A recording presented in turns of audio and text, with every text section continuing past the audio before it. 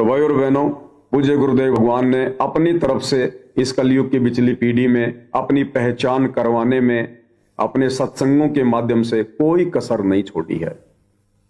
अब यदि उनको ना पहचान पाने वाली कोई कसर रहेगी तो आप और हम भगत भाई बहनों की अपनी अज्ञानता, अपनी नादानी, अपनी मंद बुद्धिता रहेगी। बाकी गुरुदेव ने कोई कसर, कोई कमी नहीं छोड़ी है भाई और बहनों। और वैसे भी इस काल के किस ब्रह्मांड में आकर, काल के लोक में आकर, काल की छाती पर बैठकर और उसी के विरुद्ध सच्चा ज्ञान प्रचार करना, उसके भोजन को उसके मुख से छीनना, ये भाई और बहनों किसी सामान्य व्यक्ति का, सामान्य संत का, महात्मा का काम नहीं है। ये काल बली 21 ब्रह्मांड का राजा है, राजा। जैसे जंगल का राजा शेर होता है, शेर, और शेर के मुंह से निवाला छीनना ये जंगल के अन्य किन्हीं जानवरों के बस की बात नहीं है, क्योंकि बाकी सभी उससे डरते हैं, थर्राते हैं, उससे कांपते हैं। अगर शेर आ जाए तो अन्य जानवर चाहे कितना ही खूंखार क्यों ना हो, यदि वो भोजन कर रहा है, कोई शिकार करके, वो छोड़कर भाग जाता है। इसी प्रकार ये कालबली 21 ब्रह्मांड का राजा है और आप और हम इस जंगल के सामान्य प्राणी हैं, तुच्छ प्राणी हैं। भला शेर का सामना कोई 21 ब्रह्मांड का प्राणी कर सकता है? काल का सामना कर सकता है कोई? तो भाई और बहनों, इसी प्रकार सतगुरु रामपाल जी परमेश्वर ये अध्यात्म के बब्बर शेर हैं, बब्बर शेर, केहरी। और ये 21 ब्रह्मांड का स्वामी काल ये भी कम नहीं है।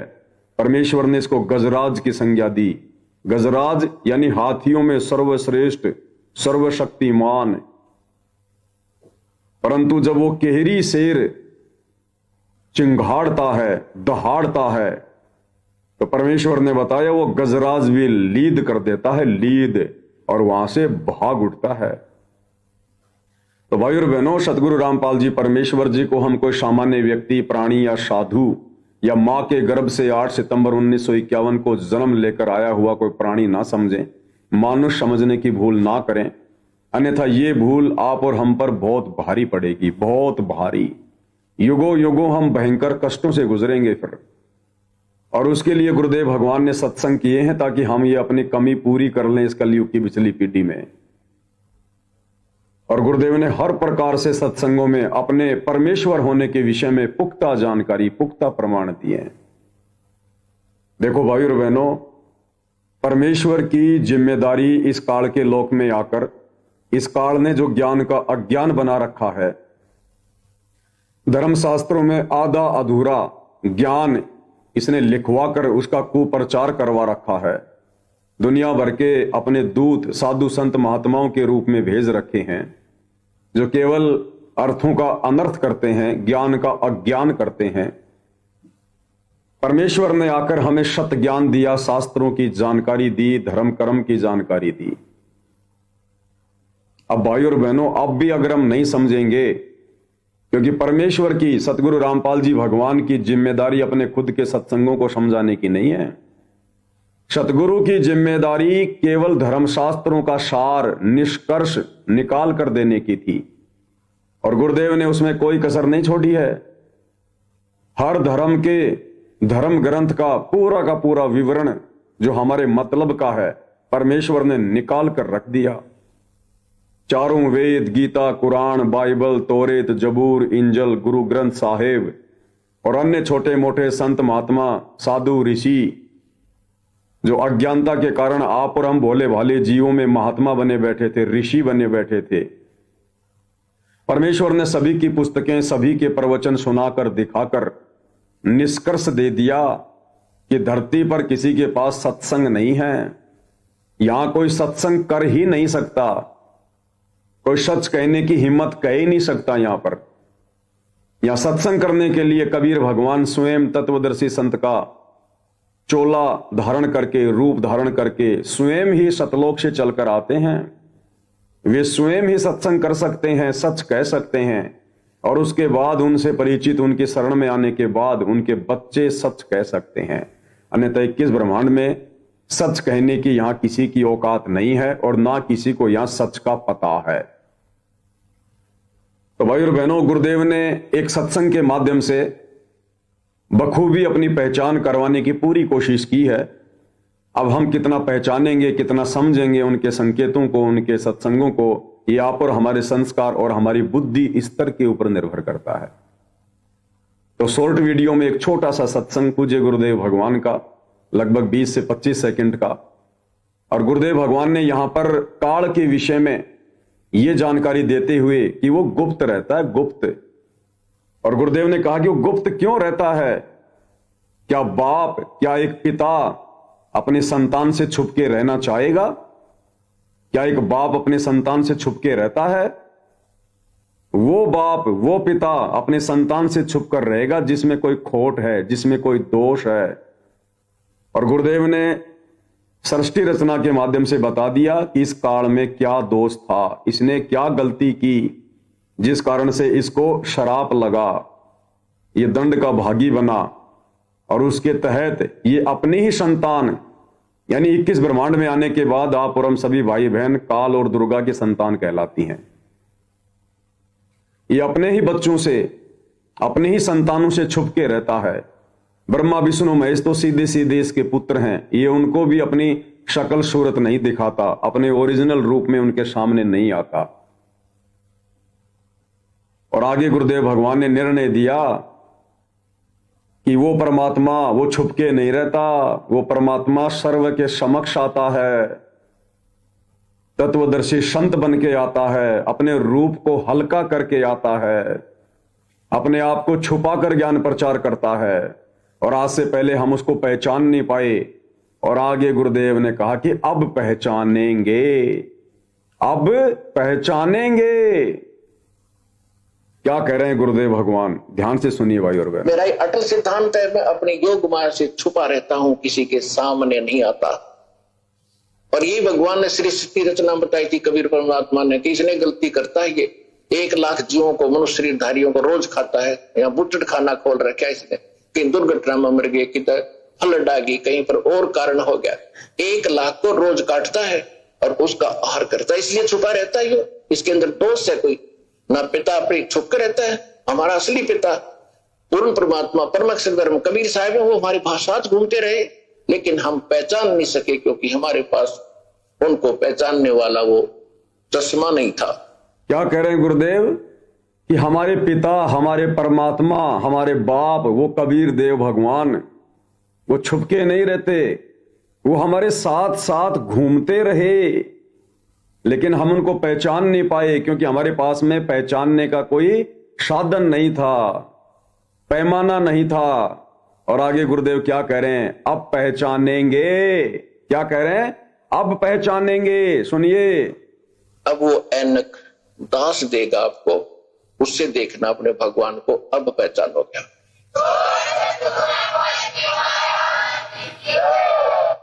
तो गुरुदेव कहते हैं अब वो ऐनक, अब वो चश्मा, तत्व ज्ञान रूपी चश्मा, ये दास आपको देगा, अब पहचानोगे आप, अब पहचानोगे। तो भाई और बहनों, वो ऐनक, वो चश्मा आप और हमें मिल चुका है। 1994 से परमात्मा वो ऐनक, वो चश्मा बांट रहे हैं, अपने तत्व ज्ञान का प्रचार प्रसार कर रहे हैं। तो क्या अब हमने उस परमात्मा को पहचान लिया? नहीं पहचाना भाई और बहनों, नहीं पहचाना। गुरुदेव कह रहे हैं कि अब पहचानेंगे, वो हमारे साथ साथ रहता है, अब पहचानेंगे। लेकिन कितनों ने पहचाना? केवल चंद आत्माओं ने पहचाना, केवल चंद आत्माओं ने।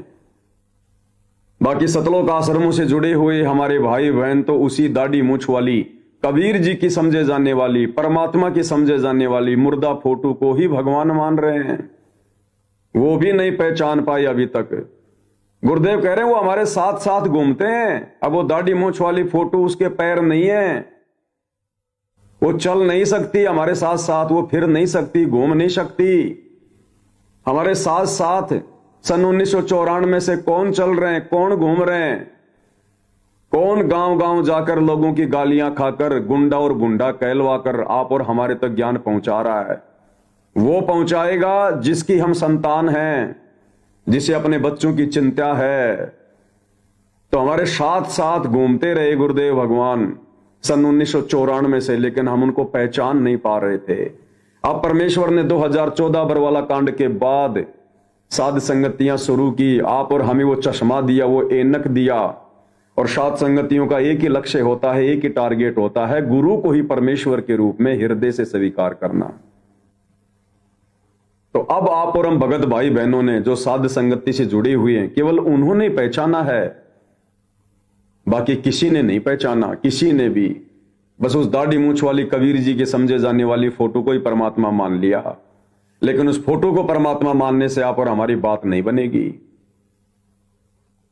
गुरुदेव तो हमारे साथ साथ थे, लेकिन हम उनको पहचान नहीं पा रहे थे, क्योंकि वो अपने आप को छुपा रहे थे, अपने आप को भगवान से अन्य सिद्ध कर रहे थे। एक दास, एक भगत, एक संदेशवाहक, परमात्मा की आत्मा।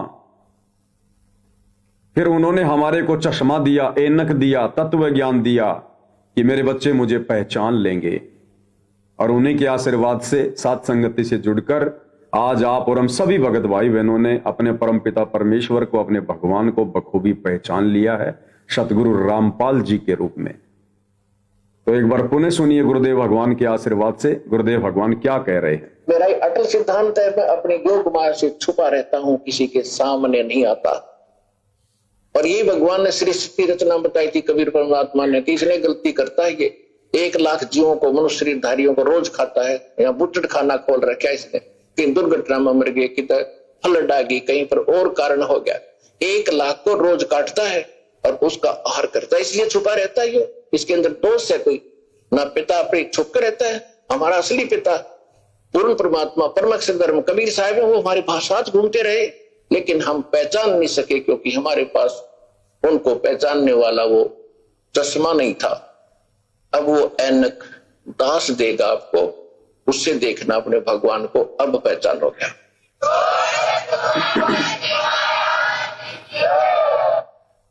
अभी सत्संग को सुनकर बहुत सारे भगत भाई बहन कह सकते हैं कि जी वो परमात्मा तो कबीर जी हैं, गुरु जी तो हमें उसकी फोटो भी दिया करते थे नाम दीक्षा के समय, दाढ़ी मूंछ वाली, कि बच्चों इस फोटो को अपने घर में रखना, अपने दरबार में रखना।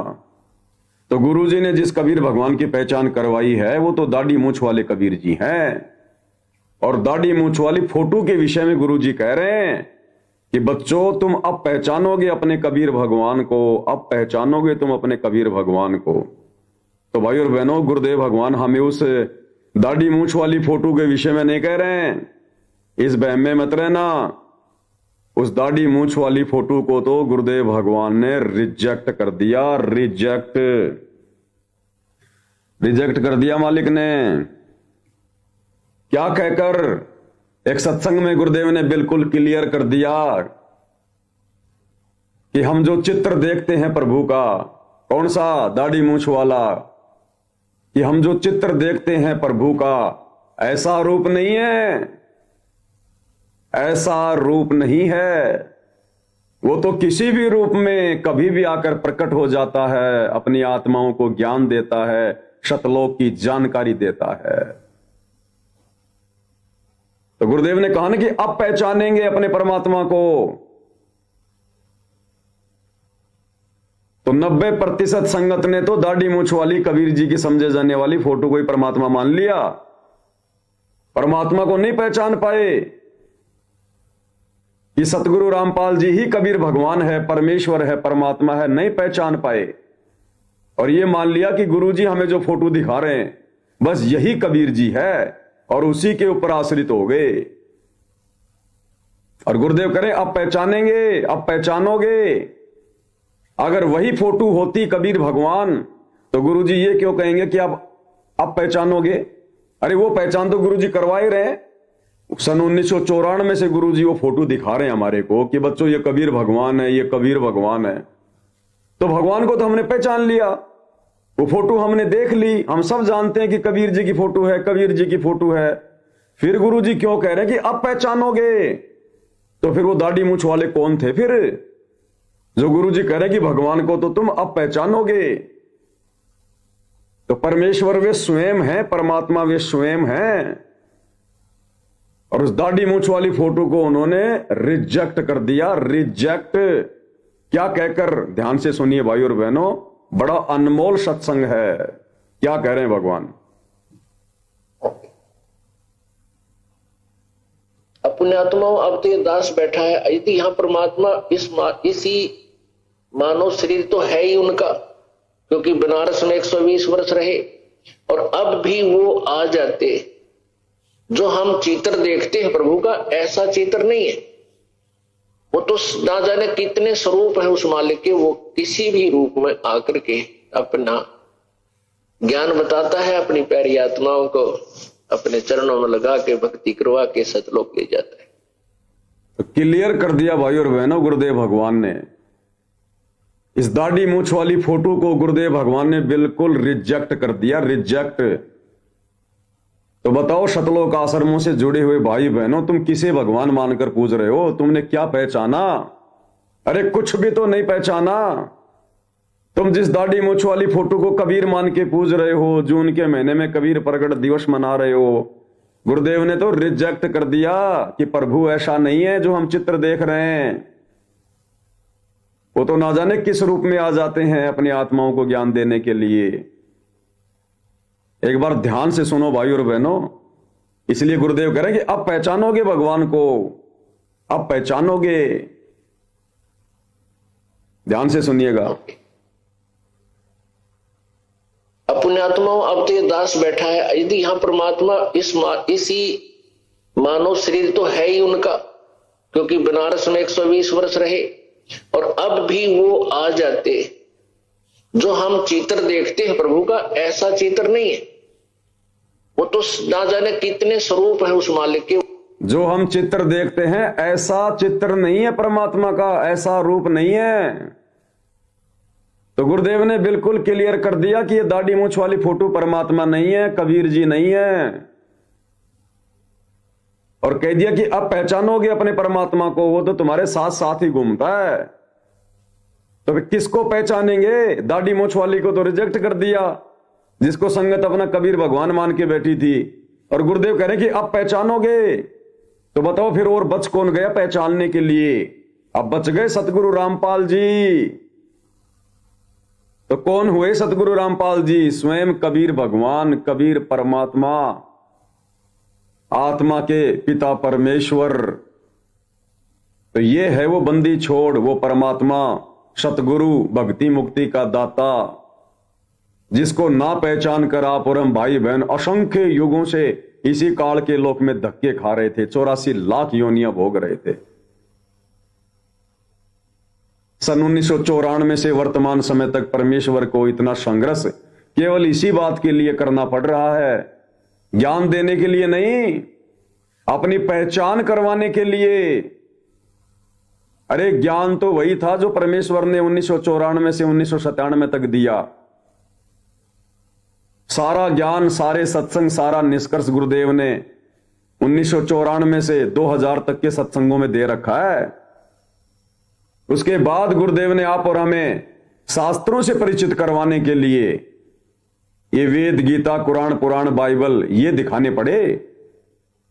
अन्यथा गुरुदेव ने जो सत्संग किए हैं 1994 से सन 2000 तक, रियल सत्संग तो वही हैं, और उन्होंने क्लियर कर रखा उन सत्संगों में।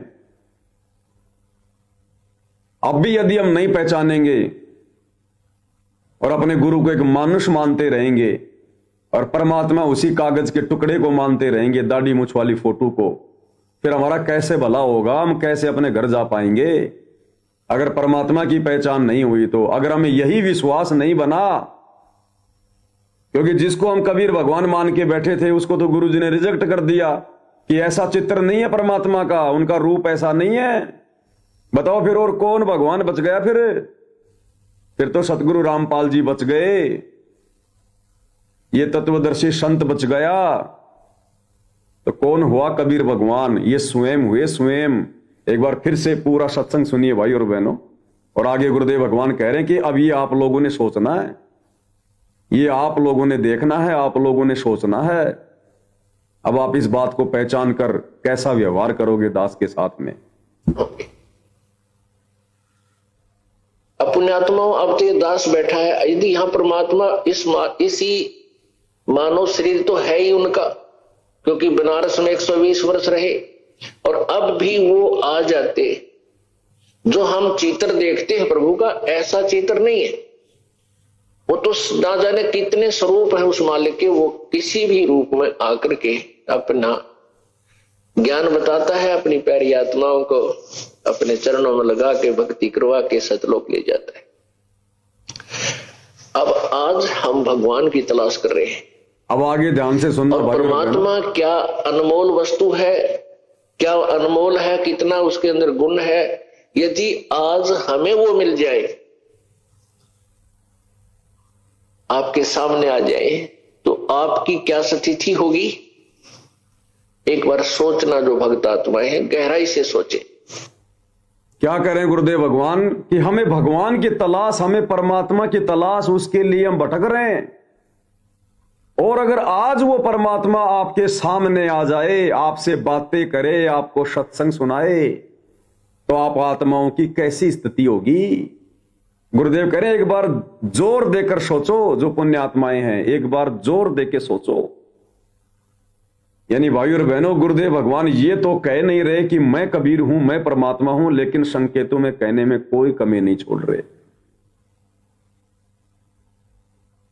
और उस कागज वाली फोटो को रिजेक्ट करके कि प्रभु का ऐसा चित्र नहीं है, ऐसा रूप नहीं है, और स्वयं को कबीर भगवान सिद्ध कर दिया।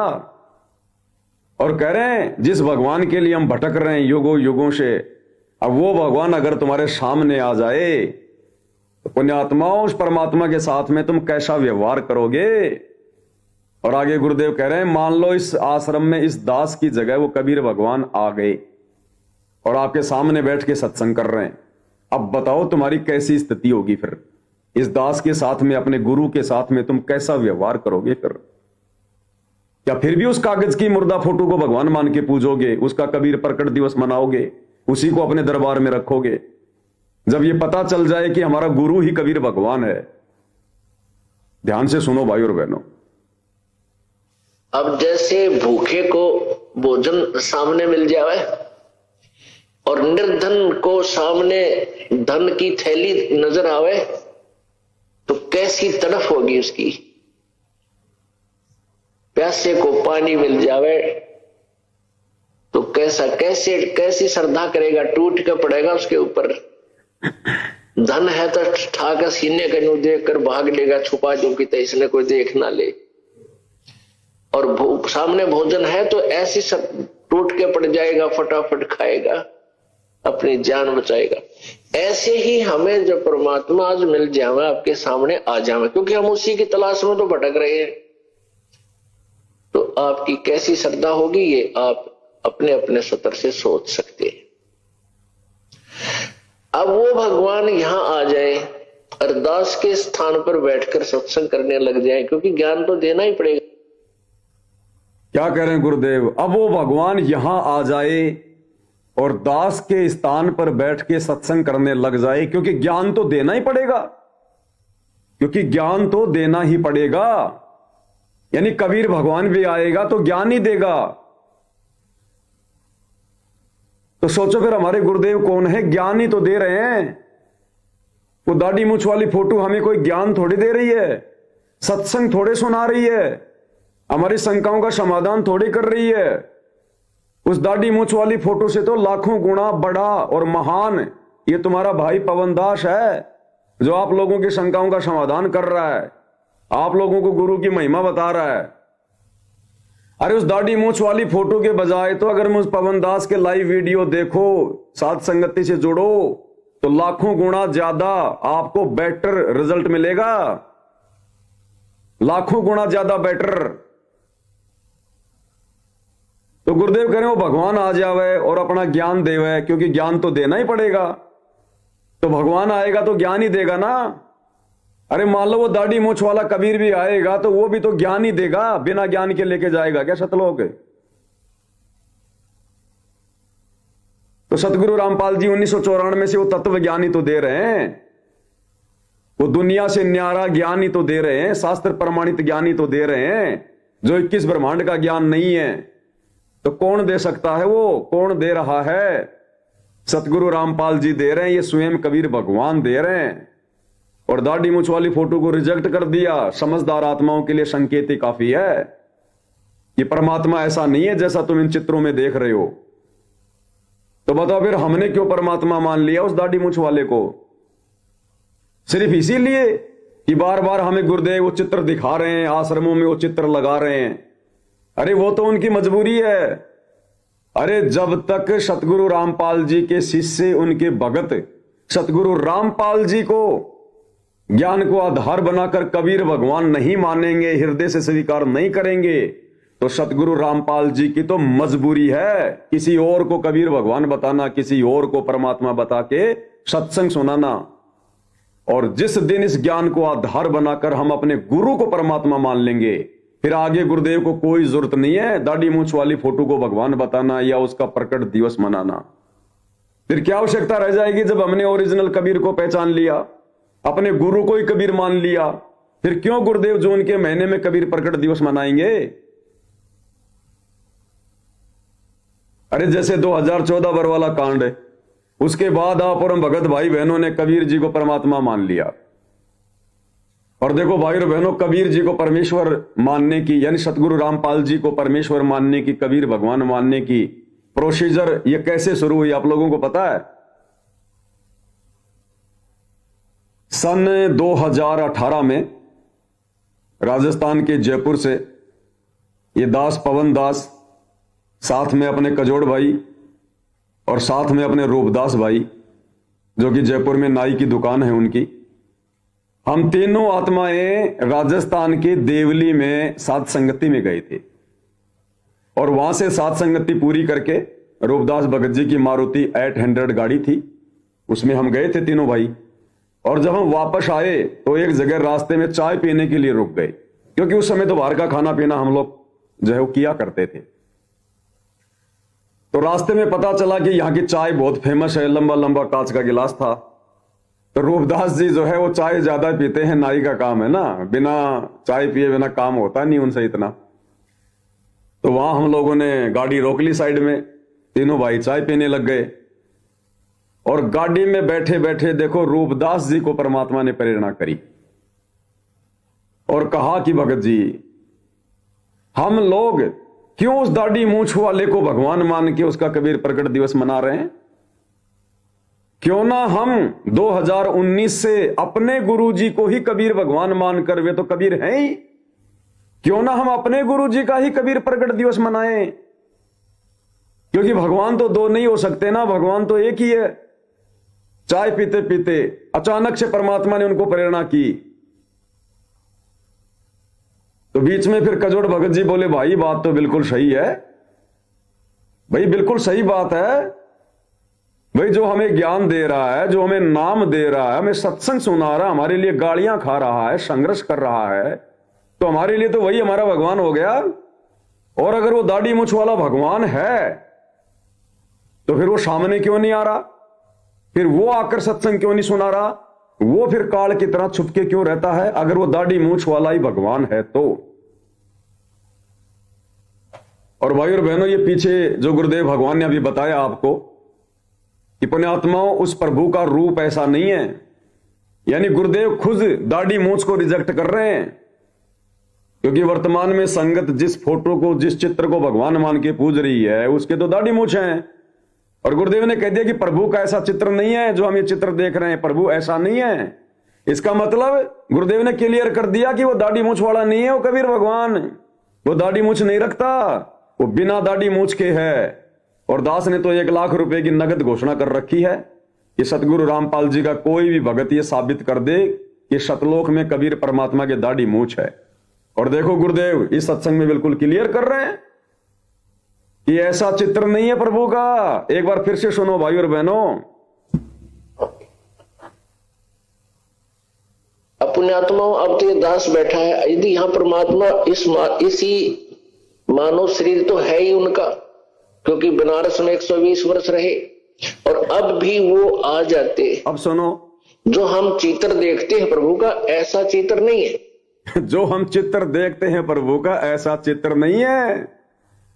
तो बताओ फिर संगत ने क्यों इसको कबीर भगवान मान लिया?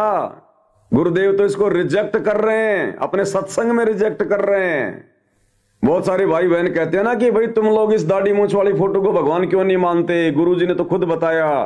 तो गुरुजी तो खुद देखो रिजेक्ट भी कर रहे हैं। अभी रिजेक्ट वाली बात भी तो माननी पड़ेगी। अब गुरुजी ने इस फोटो को भगवान बताया, वो हमें समझ में आ गया, क्योंकि भाई शुरुआत में उनकी मजबूरी थी। अगर वे खुद को कबीर जी कहते तो कोई उनके सत्संग भी ना सुनता।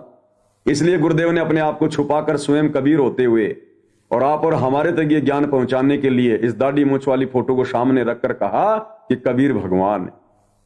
लेकिन भैया 30 साल हो गई, अब 30 साल ज्ञान बतेरा दे लिया गुरुदेव ने। अब हमने गुरु को परमात्मा मानना पड़ेगा, पहचानना पड़ेगा। तो अब गुरुदेव उसी फोटो को, संगत जिस कबीर की समझे जाने वाली नकली फोटो को, दाढ़ी मूंछ वाली फोटो को, कागज के टुकड़े को अपना कबीर भगवान मान के पूज रही है, सतगुरु रामपाल जी उसे रिजेक्ट कर रहे हैं। रिजेक्ट। पुण्यात्मा, हम जो चित्र देख रहे हैं ऐसा चित्र नहीं है प्रभु का। तो इस चित्र में तो दाढ़ी मूंछ है, तो क्या भगवान की दाढ़ी मूंछ नहीं है क्या? हाँ, नहीं है भगवान की दाढ़ी मूंछ। भगवान हमारे सामने बैठे सत्संग कर रहे, हमारे गुरु के रूप में आ गए भगवान। तत्वदर्शी संत की भूमिका कौन निभाएगा? इस काल के लोक में आके सत्संग कौन कर सकता है? भगवान। तो सत्संग कौन कर रहे हैं? सतगुरु रामपाल जी। कौन हुए सतगुरु रामपाल जी? और गुरुदेव ने कहा कि बच्चों, अपने द्वारा रची गई सृष्टि को वो कबीर भगवान ही बता सकता है। एक जीव क्या बता दे? तो 94 से कौन बता रहे हैं सृष्टि रचना? सत्संग कौन कर रहे हैं? तत्वदर्शी संत की भूमिका में कौन है? और अब गुरुदेव साफ साफ रिजेक्ट कर रहे हैं इस कागज के टुकड़े को, दाढ़ी मूंछ वाली फोटो को। एक बार फिर से सुन लो भाई और बहनों, अगर समझ में नहीं आ रही है तो, क्योंकि साथ संगति का काम है समझाना। अपने आत्माओं, अब तो ये दास बैठा है, यदि यहाँ परमात्मा इसी मानव शरीर तो है ही उनका, सुनो, क्योंकि बनारस में 120 वर्ष रहे। अब सुनो, और अब भी वो आ जाते। जो हम चित्र देखते हैं प्रभु का, ऐसा चित्र नहीं है।